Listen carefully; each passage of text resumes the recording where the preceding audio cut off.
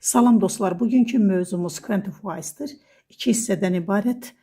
Yalnız sayıla bilən cəm isimlərlə işlənənlər, bu təyinicilərdən sonra həmişə cəm isim gəlir, xəbərin uzlaşması ifadənin özünə görə dəyişir. Siz siyahını görürsünüz. Many, a few, several, various, numerous, a couple of, a good, a great, many, a variety of, a range of, a number of, the number of. Abituriyent vaxtında bildiyiniz kimi a number of bir sıra çoxlu sinonimi many deməkdir, xəbəri cəm. The number of isə sayı miqdarı bildirir, xəbəri tək olur. A good, a great, many və many a fərqi. Miqlər üçün düşən many-dən sonra sayıla bilən tək ismin gəlməsi. A good, great, many cəm isim, cəm xəbərdir.